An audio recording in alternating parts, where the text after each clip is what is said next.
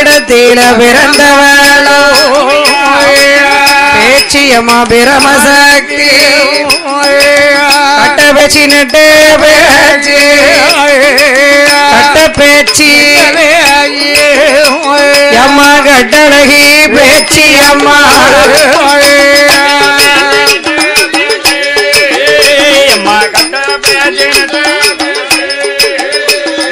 காட்டுவன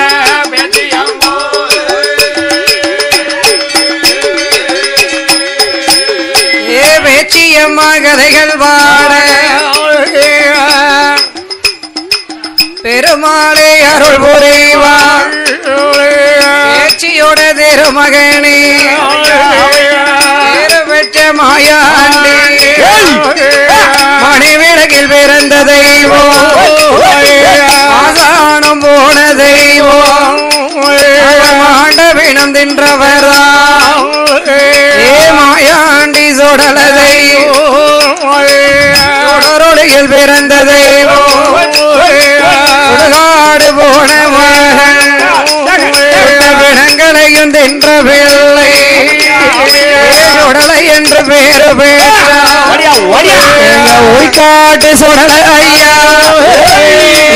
காட்டு சுடல ஐயா நாங்க ஓம்புகளை பாடப்போ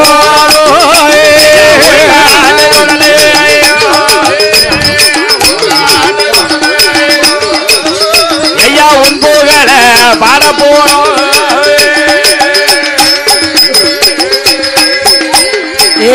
காட்டு சுடல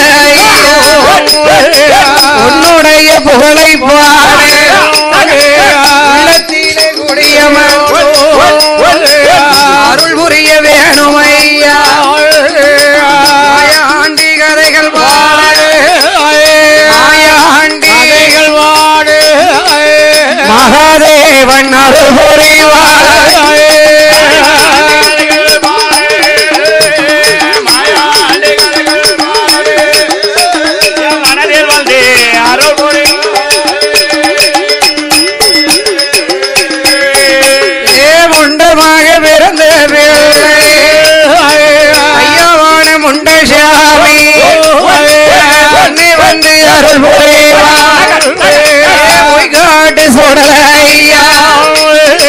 மாயாண்டி சுடல போண்ட வியாதியோட திருமகனே யாரு பெற்ற மாயாண்டியம்மா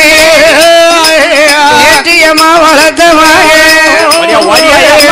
திங்க போன பிள்ளை ஆண்டி விட்டாண்டி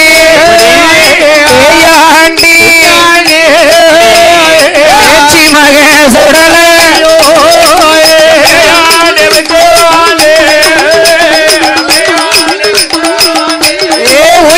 சுடல மக மாயாண்டே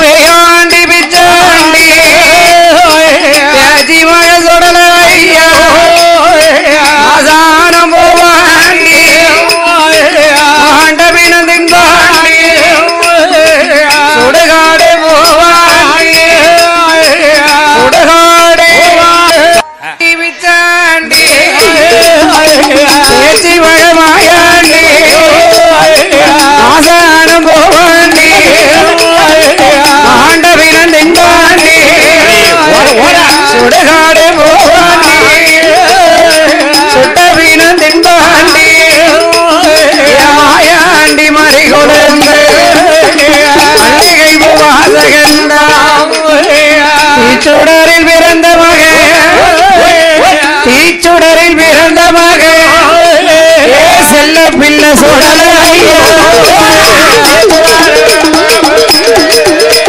தீச்சுடரே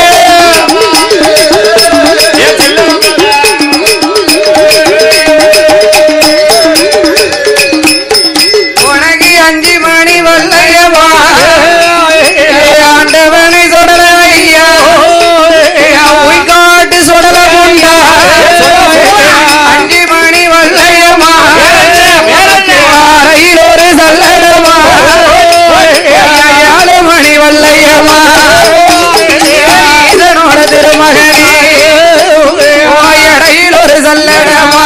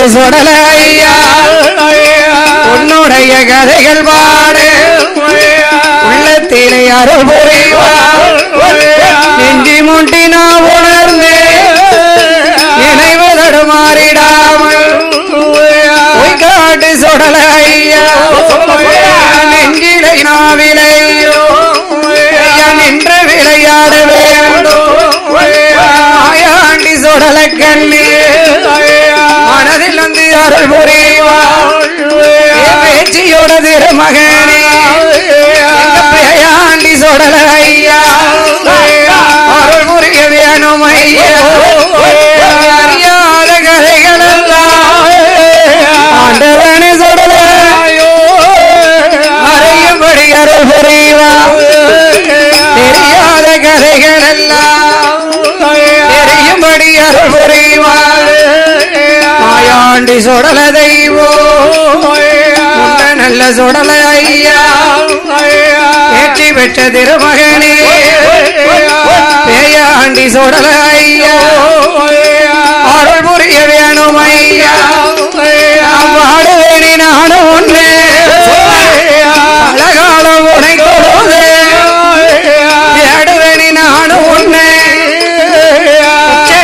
தேசம் எல்லாம் ஒருவேணி நானும் ஒண்ணு சுடல குற்றம் கூற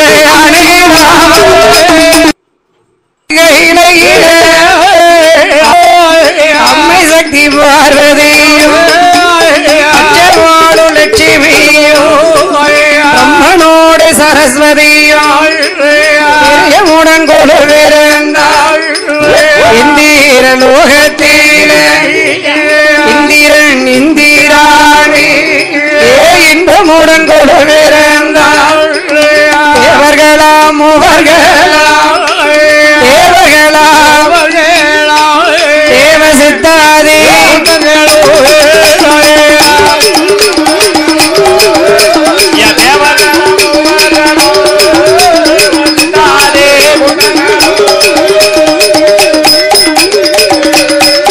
அங்கே மூவர்களா முனிவர்களா கோடி தேவர்களா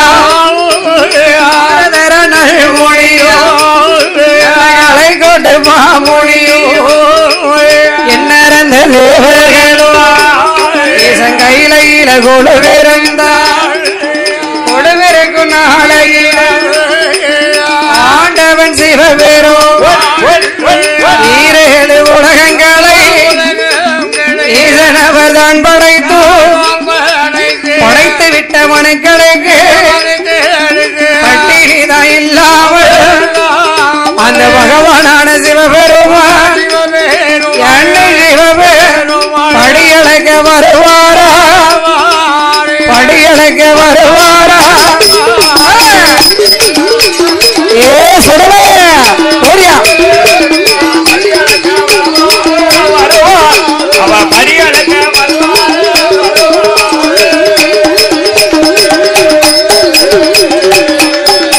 ஆதி வெள்ளிகை இலை அம்மையப்பன் இரண்டு பேர்களும் தேவாதி தேவர்கள் சூழ்ந்திருக்க தெய்வலோக கைலாசத்திலே ஆனந்தமாகவே கொழுவிருந்தார் கொழுவிருந்து வரக்கூடிய நாளையில் ஈசனாகிய சிவபெருமான் 14 உலகங்களையும் படைத்து அதில் எறும்பு கடை 84 லட்சம் கோடி ஜீவராசிகளையும் படைத்து கல்லுக்குள் தேரை முதல் கர்ப்பத்தில் சிசுவரைக்கும் கடவுள் பகவான் படைத்து படைத்து விட்ட மனுக்களுக்கெல்லாம் வடியளக்க வேணுமை என்று எடுத்துவிட்ட மக்களுக்கெல்லாம் ஈசன் இறையளக்க வேணுமை என்று ஆதிவள்ளி கைலாச வாசலை விட்டு ஆண்டவன் சிவபெருமான் எப்படி வருகிறார் நாளை நல்லதினை எடுத்து நாளை நல்லதினை எடுத்து நாடு எல்லாம்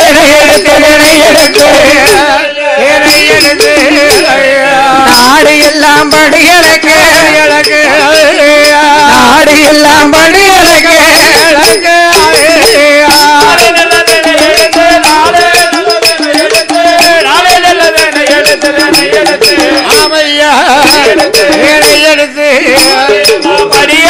படியளக்கு ஆண்டவன் பகவான் படியளக்கு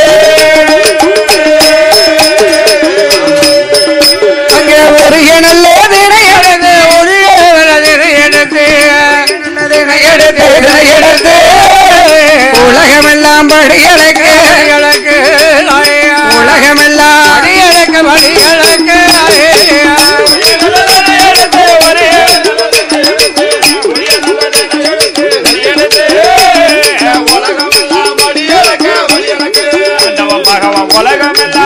படிகளுக்கு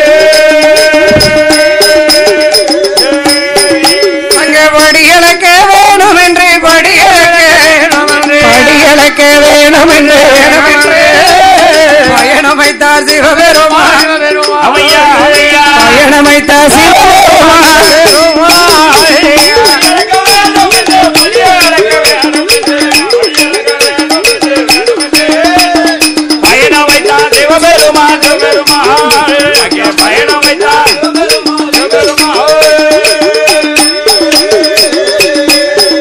அப்படி இறையனுக்கு வேணும் என்று ஈசன் இந்த சிவபெருமான்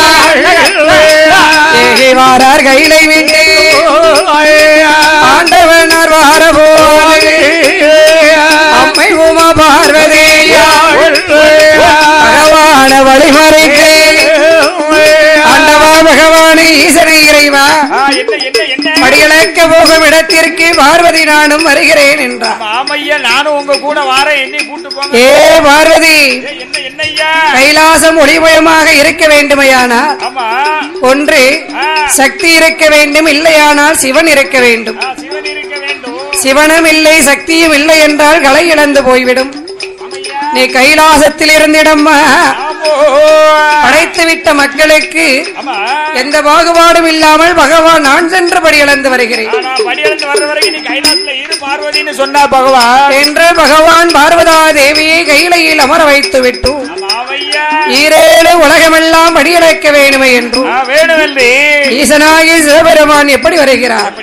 அங்கே ஆதி வெள்ளி கையிலை விட்டு ஆண்டவன் சிவபெருமான் உலகமெல்லாம் படியடைக்க வந்த போது கைலாச வாசலில கண்ணந்தங்க பார்வதியா கையில தான் அமர்ந்து மனதில் எண்ணுவாள் பகவான பரமசிவன் படியளக்கு மாயமதை பரிசோதிக்க வேணும் என்று பார்வதா தேவி அவள் விஸ்வகர்மனை வரவழை விமலன் தேவி சொல்லுவாள் பாரம் பிள்ளை விஸ்வகர் பாரமையா வார்த்தை ஒன்று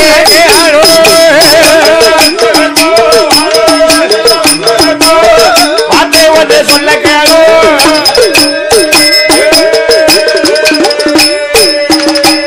எனக்கு காஞ்சவரங்கம் போட்டு ஒன்று செய்வரசங்கம் புது செமீன் காணி போட்டு போட்டு சீக்கிரமா கொண்டு வாரு செல்வ மகனை விஸ்வகர்மா என்று சொல்ல பார்வதியா அப்பொழுது விஸ்வகர்மா ஓட்டமும் பெருநடையோ ஓடி வாரார் விஸ்வகர்மா காஞ்சவரங்கம்பு வெட்டி கட்டசைமில் ஒன்று செய்த பூவரசங்கம்பு வெட்டி புது செமீன் ஒன்று செய்து காணி போட்டு வை பார்வதி இடமதியில பாலகனாகி விஸ்வகர்மன் ஓடோடி வந்து ஆஞ்சவரன் கம்பு வெட்டி கட்ட சிமிலை உண்டு செய்தார்.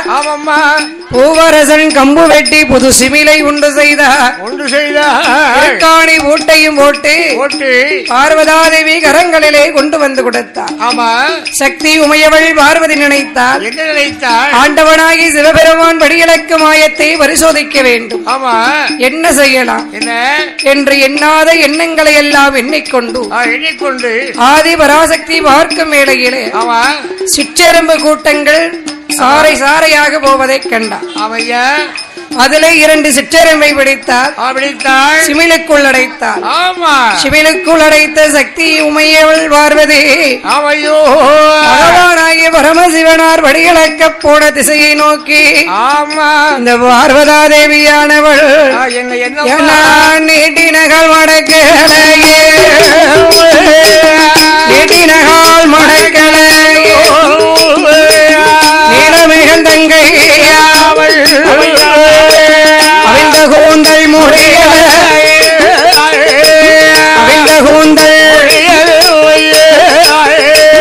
அம்மை உமா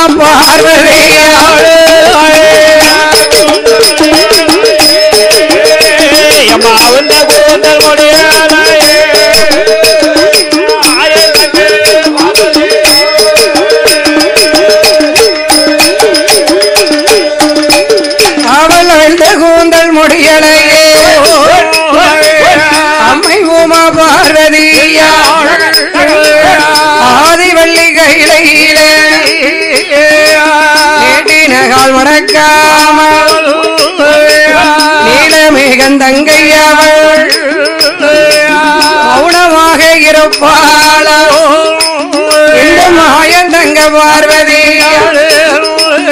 அவ கோபம் கொண்டு இருப்பாளே அந்த கோபாலன் தங்கையாவள் இப்படி பார்வதியால் இருக்கும் போது பகவான் இந்த சிவபெருமாள் உலகமெல்லாம் படியளந்த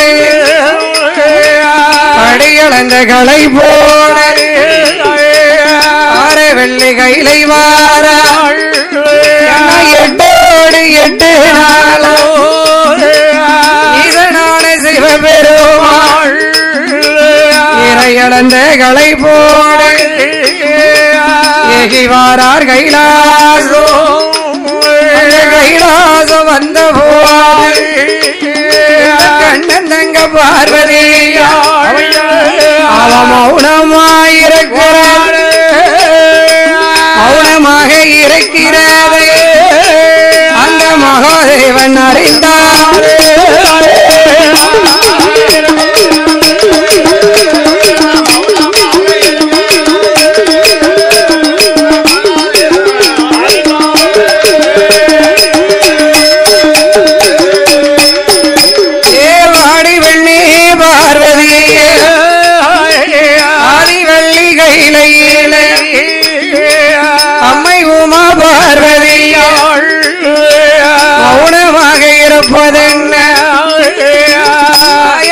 தங்கையரே கோபம் கொண்டு இருப்பதென்ன கோபாலன் தங்கையரே பேசாமல் இருப்பதென்ன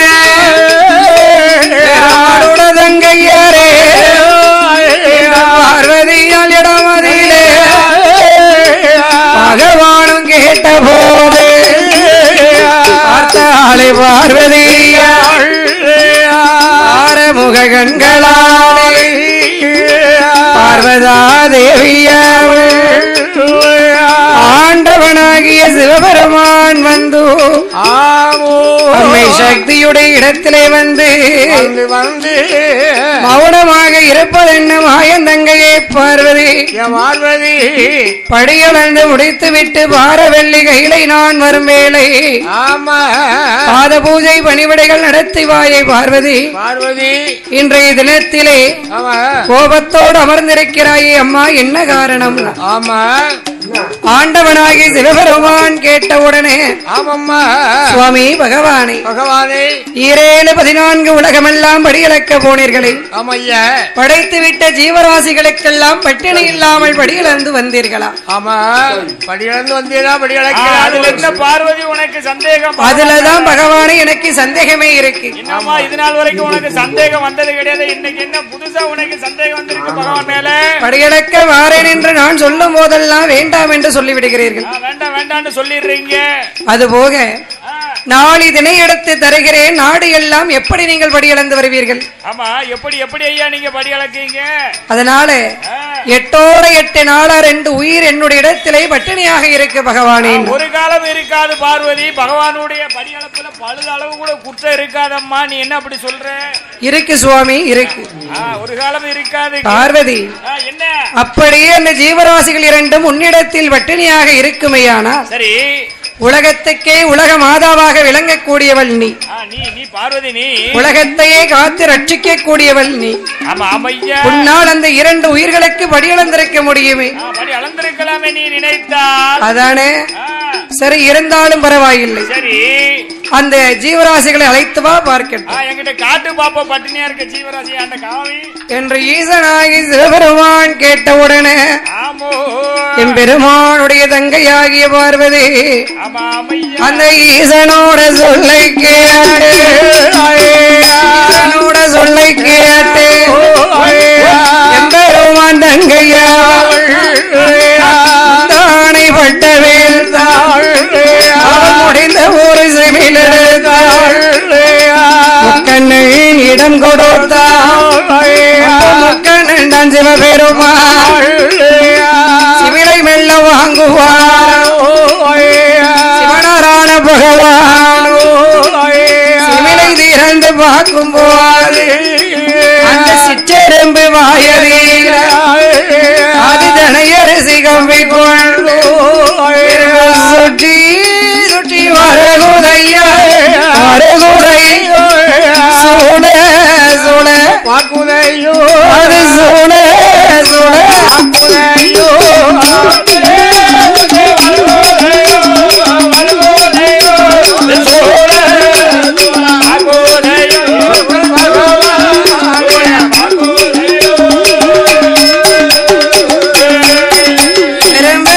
சுட்டி வருகுதையா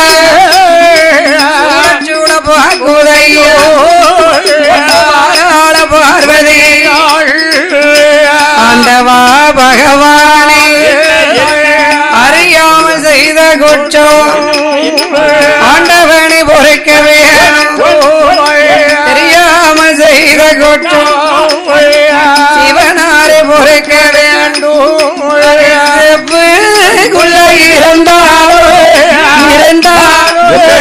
சிவனறியா மாயமே சிவனறியா மாயமே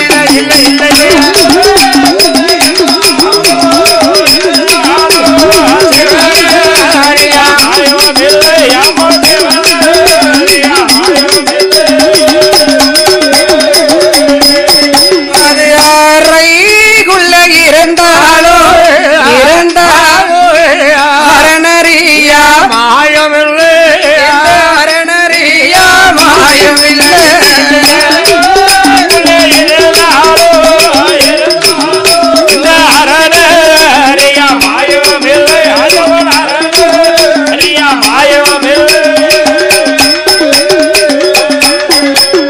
ஆண்டவ பகவானே ஈசனே இறைவா அறைக்குள் இருந்தாலும் அரணறியாத மாயமில்லை செப்புக்குள்ளே இருந்தாலும் சிவன் அறியாத மாயம் இல்லை அறியாத மாயம் ஒன்றுமில்லை அம்மா இதை அறியாத பார்வதி ஈசனே மன்னிக்க வேண்டுகிறேன் பார்வதி உனக்கு இது சதா காலம் இதே வேலையா என்ன சொன்னாலும் கேட்க மாட்டேங்க ஆமா தவறுகள் செய்ய வேண்டியது பின்னால் மன்னிப்பு கேட்க வேண்டியது ஈசனே இறைவான்னு சொல்ல வேண்டியதே பழக்கமா போச்சு இதுவரைக்கும் நீ செய்த தவறுகள் வேறு ஆனால் இப்பொழுது நீ செய்த தவறு என்ன அப்படி என்ன பெருசா செஞ்சு கட்டிய கணவன் மீது சந்தேகம் கொண்டு கணவனையே நீ பரிசோதனை செய்து பார்த்திருக்கிறார் பார்வதி என்ன பர்த்தாவை பரிசோதித்த பாவம் அது உன்னை விட்டு விலக வேண்டுமையானா நான் என்னையா செய்ய வேண்டும் பூலோக தேசத்தில் 3 பிறவியாக போய் பிறக்க வேண்டும் 3 பிறவி என்ன உட்காருங்க அப்படி நிக்காது ஐயா தயவு செய்து முதல் பிறவி அவையா மலையரசனுக்கு மகளாகவே பிறக்க வேண்டும் நீ பிறக்க வேண்டும் அம்மா இரண்டாவது பிறவி என்ன தர்க்கராஜனுக்கு போய் நீ மகளாக பிறக்க வேண்டும் ஆமா அவையா மூன்றாவது பிறவி என்ன பிறவி ஐயா காளியாக நீ போனையானால் நீங்க எப்பையா வருவீங்க கால பைரவனாக உனக்கு நான் துணைக்கு வருவேன் அவையா என்று ஆண்டவனார் சிவபெருமான் சொல்லுகின்ற வேளை அம்மை சக்தியாகப்பட்ட பார்வதி பகவானே நான் தெரியாமல் அறியாமல் செய்த தவறுக்கு இவ்வளவு பெரிய தண்டனையா ஆண்டவா நீங்களோ சதா சர்வகாலமும் படிகளக்க போகிறேன் படிகளக்க போகிறேன்னு படிகளக்க போகிறீர்கள் படிகளந்து முடித்து விட்டு 10 நாள் ஆகுது 8 நாள் ஆகுது திரும்ப கைலாசம் வருவதற்கு அதுவரைக்கும் இந்த பார்வதா தேவி தன்னந்தனியாக தனிமையிலே அமர்ந்திருக்கிறார். ஏம்மா பார்வதி அப்படி சொல்ற? உனக்கு தான் ஏகப்பட்ட பிள்ளைல தந்திருக்கேன். ஏகப்பட்ட பிள்ளைகளா? ஆதிமூலம் தந்திருக்கேன், இளைய மகன் வேலை தந்திருக்கேன். என்ன பிரயோஜனம்? என்ன பிரயோஜனம்? அது ரெண்டு இருந்தும் பலன் இல்லை, இல்லாமலும் பலன் இல்லை. அது போக ரம்பா, ஊர்வசி, மேனகா, சுலோத்தனா அவள்லாம் காரியம்னா பக்கத்துல வந்து இருப்பா. அவளை காரியம் முடிஞ்சிடுதுன்னா கலட்டி விட்டுட்டு ஓடிடும். அது போக சரஸ்வதி லட்சுமி தேவி அவங்களெல்லாம் தந்திருக்கேன். அவ வேலையை பாக்குறதுக்கே சரியா போகுது நேரம். என் கூட உட்கார்ந்து பேசவா நேரம் இருக்கு. சரி, இப்ப என்னதான் வேணுங்க உனக்கு? அதை சொல்லு. நீங்க படிகளுக்க போக வேண்டுமையானால் ஒண்ணு என்ன உங்க கூட அழைச்சிட்டு போங்க. சரி, அது நடக்காத விஷயம், அது நடக்காத காரியம். ஆமா ஐயா. ஏன்னு சொன்னா பகவானுக்கு அழைத்துட்டு போக கூடாதுங்கிற எண்ணம் இல்ல. கிடையாது கிடையாது. கைலாசம் ஒளிமயமாக இருக்க வேண்டும். சர்வலோகமும் ஒளிமயமாக இருக்கணுமானா ஒண்ணு சக்திமயமாக இருக்கணும், இல்ல சிவன்மயமாக இருக்கணும். சக்தி இல்ல சிவனு இல்லன்னு அந்த இடம் எப்படி இருக்கும்? ஒரே இருள்மயமா இருக்கும். நம்ம வீடுதான் இருக்கு, வீட்டுல ஆணும் இல்ல பெண்ணும் இல்ல, வீடு அடைச்சு போட்டாச்சுன்னா எப்படி இருக்கும்? ஒரே இருள்மயமா தானே, லைட் கூட அணைச்சிரும் மாட்டேங்க. ஐயோ, சக்தி இல்ல சிவன் இல்லன்னா இருள்மயமா இருக்கும். இருக்கும். அதனாலே பார்வதி, நான் படியலக்க போகும்போது உன்னை என்னுடன் அழைத்து போக முடியாது. மாட்டேன்னா மேலும் நான் அங்கு படைத்திருக்கக்கூடிய ஜீவராசிகள் அவரவர்கள் செய்த பாவங்கள் புண்ணியத்தை ஆராய்ந்து பார்த்து படைத்திருப்பேன். ஒருவரை நான் நொண்டியாகவே படைத்திருப்பேன், ஒருவரை குருடனாக படைத்திருப்பேன், ஒருவரை சிதைத்திருப்பேன், ஒருவரை ஊமையாக படைத்திருப்பேன். வாரிசு இருப்பவங்களுக்கோ வசதி இருக்காது, வசதி இருப்பவங்களுக்கோ வாரிசு இருக்காது, வாழ்க்கை நிலைத்து இருக்காது. ஆமா ஆமா, உண்மை தானே. அப்படி ஏற்றத்தாழ்வு இருக்கு. ஈசனுடைய படைப்பில் முன்ன பின்ன இருக்கத்தான் செய்யும். நீ வந்தா எம்மா நீ பூலோகத்துக்கு வந்து வாய வச்சுட்டு சும்மாவே இருக்க மாட்டேன். அதுல பாருங்க அப்படி இருக்கு, இதுல பாருங்க எப்படி இருக்குன்னு சொல்லி ஆண்டவன் பகவானுக்கு இன்னல இணைஞ்சு கொடுப்ப தொந்தரவு பண்ணிட்டு இருப்ப. அதனால மட்டும்தான் உன்னை என்னுடன் நான் அழைத்து போக மாட்டேன். வேற எந்த காரணமும் இல்லம்மா. வேற எதுவும் நினைக்காத. அதானே தவறா நினைத்து இது போன்ற தவறுகளை இனிமேலும் செய்யாமல் இனிமேலாவது செய்யாம இரு பார்வதினா. பகவானே என்ன ஆகட்டும், படியிறக்க வாரேன் என்ற வார்த்தை என் வாயில் இருந்து இனிமேல் வராது. இனிமேல் அப்படி கேட்க மாட்டேன் ஐயா. ஆனா படியிறக்க போறதுக்கு முன்னால எனக்கு நான் கேட்கக்கூடிய வரங்களை ஆண்டவா கொடுக்க வேண்டும். எனக்கு என்ன வர வேண்டும் தெரியுமா? சுவாமி பகவானே, எனக்கு கொஞ்சி நல்ல விளையாடு குழந்தை ஒன்றை எனக்கு வேணும். அருகில் வைத்து விளையாடு ஆண் குழந்தை எனக்கு வேண்டும். என் பக்கம் வைத்து விளையாடு, பக்கம் வைத்து விளையாடு. ஒரு பாலகனோ எனக்கு வேண்டும்.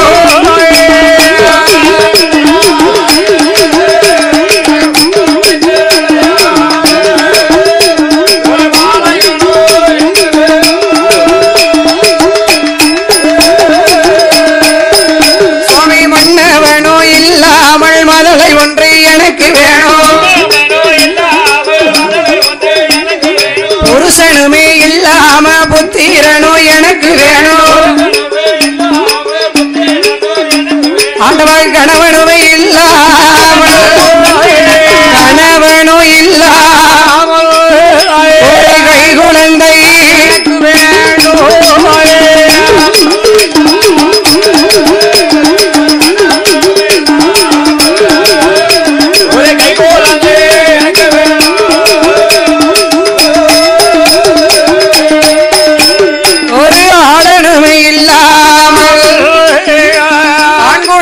எனக்கு வேண்டும். பார்வதியாகிடபோது அவனான சிவபெருமாள் பார்வதியாளிடம் அதில் பகவானு சொல்லுவாரா, வாடி பெண்ணே பார்வதியே, முன்னால் ஒரு பிள்ளை கேட்டு நான் மூத்த மகன் கணபதியே முக்க நேரம் தந்தேன் அம்மா.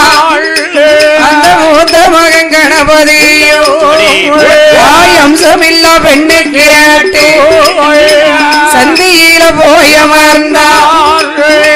பெண்ணும் ஒரு பிள்ளை கேட்டு பெருமாளோட தங்கையேறு இளைய மக வேளவனை இன்பமுடன் தந்தேன் அம்மா.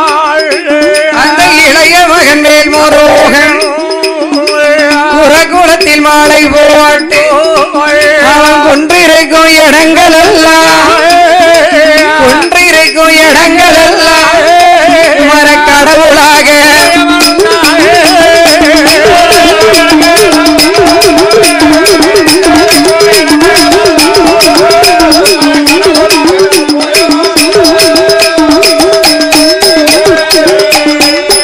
சுவாமி அந்த ரெண்டு பிள்ளைகளும் ஆபத்துக்கு உதகலையே.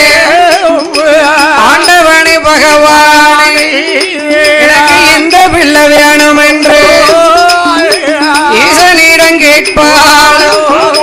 ஏ வாடி பெண்ணு பார்வதிய அந்த ரெண்டு பிள்ளைகளும் ஆபத்துக்கு உதகலைய இப்போ ஒரு பிள்ளைக்கு இந்த பிள்ளை தண்டேனா இவன் உந்தனுக்கும் உதக மாட்டான் உனக்கும் அவன் எந்தனுக்கும் உதக மாட்டான்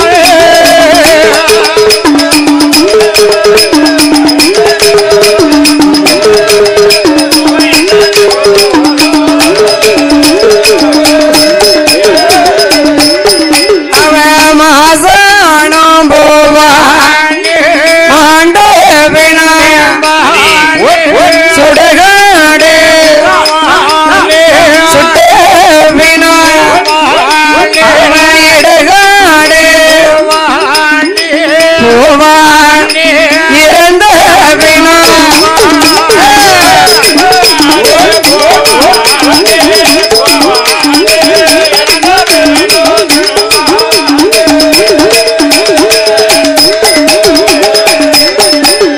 இடுகாடு போவாண்டி இறந்த பிணம் தின்பாண்டி பிள்ளையாக இருக்க மாட்டான் இவன் பேய்களுக்கு தலைவனாக பேயாண்டி இருப்பாண்டி பகவானோ சொன்ன பார்வதியா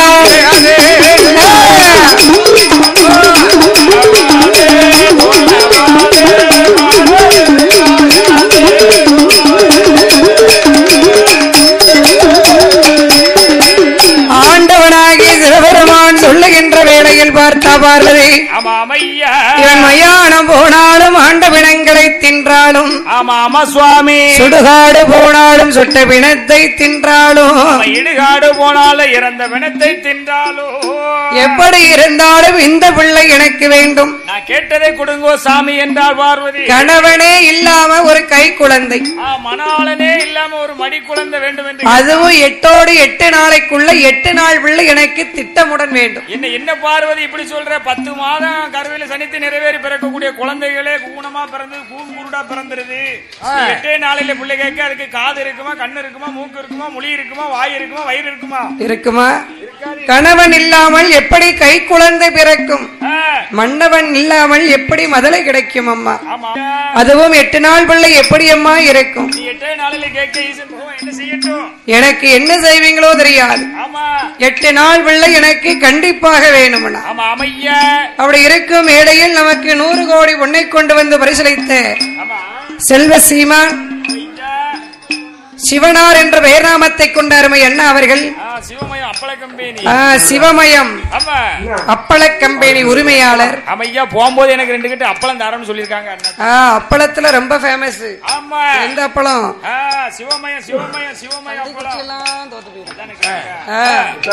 எல்லா அப்பளத்தையும் விட ஆமா ருசியிலையும் சரி, அது இருக்கக்கூடிய பொருள் தரத்திலையும் சரி, சிவமயம் தான் ரொம்ப சிறந்த ஒரு அப்பளம். நல்ல ருசியா இருக்கும். சிவமயம் அப்பள கம்பெனி உரிமையாளர் அம்மை சக்தியாகப்பட்ட பார்வதா தேவியானவள்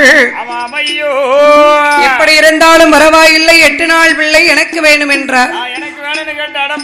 பார்வதி பார்வதி என்ன உனக்கு அப்படி இந்த பிள்ளை வேண்டுமையானா ஆதிவள்ளி கைலாசத்தில் வடக்கு கோட்டை வாசலில் 1000 கால் மண்டபத்திலே 32வது தூணிலே தூண்டாத மணிவிளக்கு சுடர் விளக்கு சுடர் விட்டு எரிந்து கொண்டிருக்கிறது.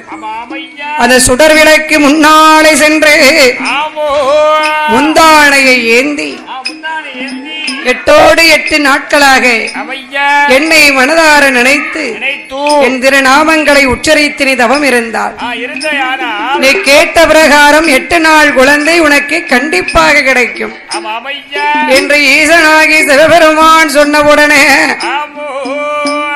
ஈசன் தேவியாகிய பார்வதி எப்படி வருகிறாள் தெரியுமா? ஈசனுட தேவி ஈஸ்வரிய பார்வதி மெல்ல ஸ்நானம் செய்து கோலவர்ண பட்டணி தூயில் களையா ஈஸ்வரியவாராளே ஆதிவள்ளி கையிலே அழகு கோட்ட வாசலிலே அந்த ஆயிரங்கால் மண்டபத்தில் 12வது தூணதில ஏதுண்டாத மணி விளக்கு சுடர் விளக்கு முன்னாலே சுடர் விளக்கு அந்த சுந்தரியால் வாராலே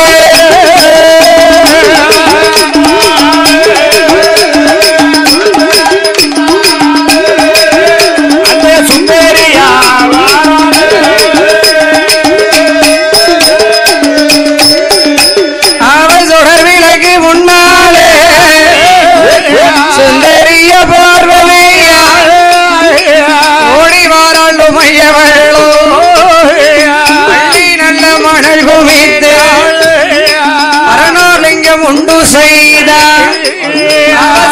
நல்ல மணல் குமி சிவனூர் லிங்கம் உண்டு செய்து அந்த சிவனூர் தேவி பார்வதியா முந்தானையை ஏந்தி கொண்டு முக்கண்ணிய பார்வதியா அந்த முக்கண்ணன மனதில் எண்ணி 8 நாள் அரணை அரணை என்று அரணை நோக்கி தவமிருப்பாயான பார்வதி சிவனே சிவனே என்று சிவனே சிவனே சிவனை நோக்கி தவமிருப்பார்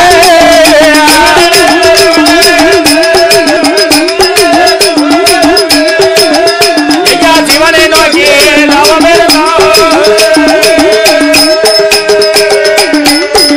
அவர் சிவனே நல்ல சிவனே என்று சிவனை நோக்கி தவமிருப்பார் 8 நாளா ஈசன் தேவி தவமிருக்கார் அப்போ 8வது நாளையில ஈசனானே சிவபெருமான் ஏ பார்வதிக்கு தெரியாமல் தூண்டாத மணி விளக்கு மணி விளக்கு அங்க தோண்டி விட்டார் சிவபெருமான்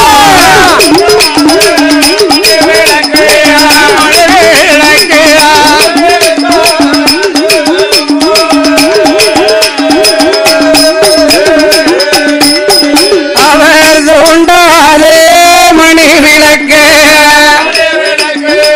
தோண்டி விட்டார் சிவபெருமான் தோண்டியதோர் வேளையில அந்த பார்வதியால் முந்தானையில் ஏத்தி சுடர் போலே வருகுதைய